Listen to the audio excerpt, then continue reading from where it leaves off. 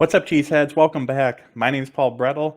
As always, thank you for joining me. I'm the site editor over at Dailyland Express, where we cover the Packers, Brewers, Bucks, and Badgers. I also have a new article out every Monday and Friday over at Cheesehead TV, so be sure to check those out as well. And as it says at the bottom of the screen here, you can find me on Twitter at Paul_Brettel. So today is going to be, comparatively speaking, what I think is going to be a shorter video. I just wanted to discuss the Green Bay Packers moving Devin Funchess to injured reserve. So I'm sure you all heard that news came out yesterday. And NFL rules, if a player is placed on injured reserve before the initial 53-man roster is set, that player's season is over, at least with that team. Now, the Green Bay Packers could choose to come to an injury settlement with Funchess, making him a free agent once he's healthy. If it's not truly season ending, he could end up signing elsewhere and still playing this season. But in terms of Devin Funchess and the Green Bay Packers, his season is over, and I'm guessing he's not going to be back next year either. So unfortunate it didn't work out these last two seasons, but I mean, just the way it goes sometimes as well. But what this does for the Green Bay Packers wide receiver room, which has been a big topic of conversation all summer because we were wondering who's going to be wide receiver 6. And I never really thought that there was the possibility that they were going to have 7 receivers. I know I've said I would entertain the idea more recently, and that's absolutely true. I would absolutely be open to the discussion more than what I would have been 2 weeks ago before this Devin Funchess news came out. But looking at this team as a whole, this offense specifically, it never really made much sense because when we look at the pass catching options, we know Davante Adams is going to get a bunch of targets. We know Aaron Rodgers is going to probably force feed Randall Cobb the ball quite a bit as well. There's Allen Lazard, Marquez Valdes-Scantling, Amari Rodgers, who need touches as well. The tight end position, Mercedes Lewis, Josiah DeGuara, Robert Tonyan, running backs, A.J. Dillon, Aaron Jones out of the backfield. Like, this team is not lacking pass catchers. And on the defensive side of the ball, making sure that you have solid special teams contributors. The 7 wide receivers on the roster just never made much sense to me. So then if the Green Bay Packers keep 6, which I think is the presumption, they did only keep 5 last year, but I think it's the presumption that they are going to keep 6 this year. Then it was between, Reggie Begelton, Equanimeous St. Brown, Devin Funchess, Malik Taylor, and Juwann Winfree. And during the training camp, during the preseason specifically, it was Devin Funchess and Malik Taylor who separated themselves from the rest of that group. When looking at Funchess specifically, I had written about before training camp even began, before mini camp even began, that he was the biggest, in my opinion, the biggest wild card on this Packers team because there was definitely a world where I could have seen him becoming a contributor. At 6'4", 225 pounds, he's a massive wide receiver. We've seen him have success in the NFL before.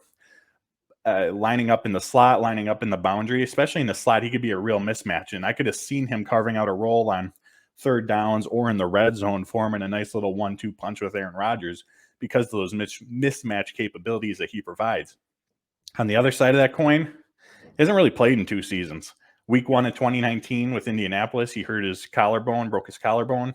He was done for the season. And then last year, as we know, he opted out due to COVID. So how quickly was he going to shake off the rust? How quickly was he going to pick up this Matt LaFleur offense? Was he going to gel quick enough with Aaron Rodgers? These were all questions. These were all unknowns.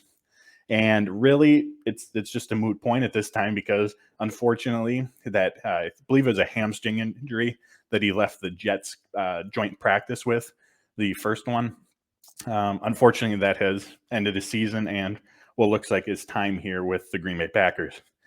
So as I was saying initially, that now opens the door for Malik Taylor because if we go through those 4 or 5 receivers I listed initially, Malik Taylor is clearly ahead of Equanimeous St. Brown, Juwann Winfree, and Reggie Begelton. Begelton, he's made some nice plays in practice. I know I wrote an article about it where it looked like him and Jordan Love actually had like a real connection. The couple practices that I've been at, he was a favorite target of Jordan Love's, but just hasn't stood out in practice, stood out in a preseason game.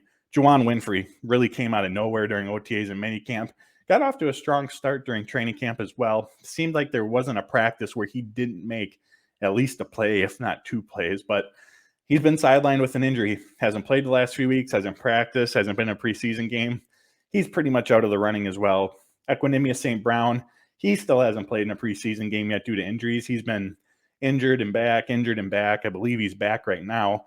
And hopefully he can get some run this Saturday, get on the football field to make a very late case for himself. But even when he's been on the field, we've seen, tweets or read articles about him making a play or two here and there, but it doesn't seem that there's been anything consistent with him. And you could say the same for Malik Taylor as well. It's not as if these training camp practices have gone by and the reporters are constantly, tweeting out or noting Malik Taylor's performance in their article. And I think part of that is because of the player that he is. He's not someone who's going to consistently, make these huge plays for this Green Bay Packers offense. And that's fine. That's not what he's asked to do. If he's a sixth receiver, he's not going to see much playing time on offense. But during the preseason games, the most important part, we've seen him step up. He's caught 8 of his 9 passes for 116 yards. But more importantly, especially when you're the 6th wide receiver who's not going to see the field a lot, he's done the little things.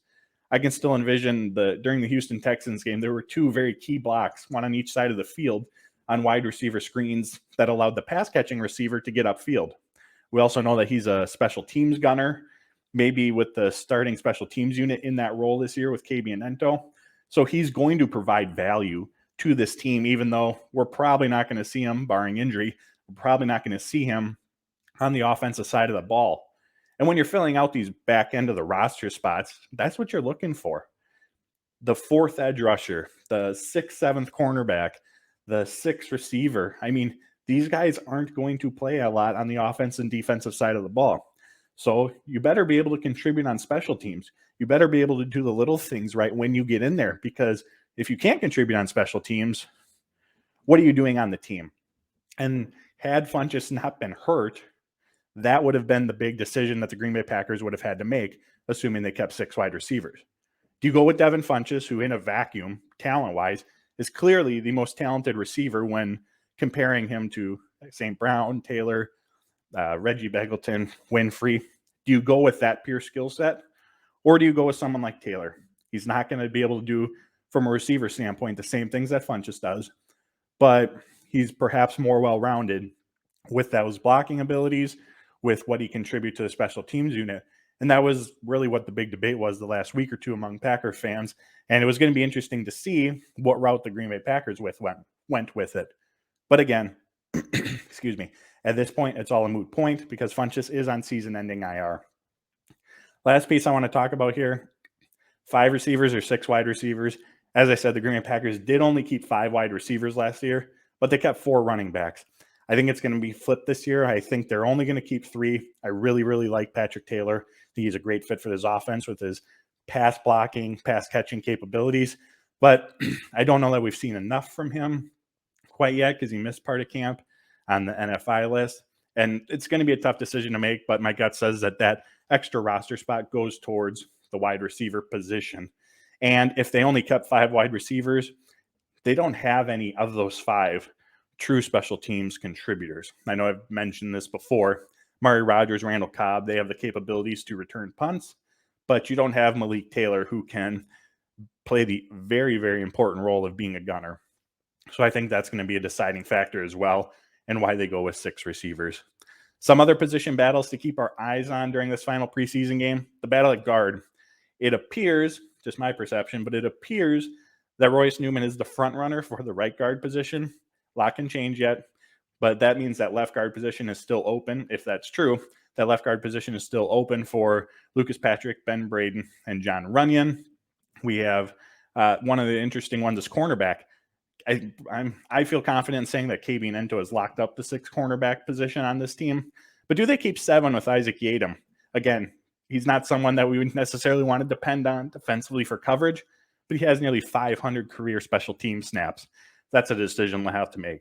Back end of the safety position, Christian Uphoff, Ernest Gaines. At edge rusher 4, Chauncey Rivers, Jonathan Garvin, Deepa Galaya. So those are some of the big positional battles that are still remaining. And maybe they get worked out on Saturday. Just depends what the playing time breakdown is. And that's something to watch as well. Who's on the field Saturday and who isn't. like this last game against the Jets, Oren Burks was only on the field for 12 snaps. That was very telling. That told me he's going to be on this team. So if there's some of those fringe roster guys who aren't seeing a lot of playing time this Saturday, I'm going to presume, and we'll see how it plays out in that specific situation, but there's a very real possibility that that's the Packers way of saying we've seen enough of him. He's good to go. He's on the roster. So keep your eyes on that as well. So thank you for joining me, everyone. As always, I appreciate it. I'll be back with another video hopefully shortly. Until then, take care, stay safe, and as always, go Pack Go.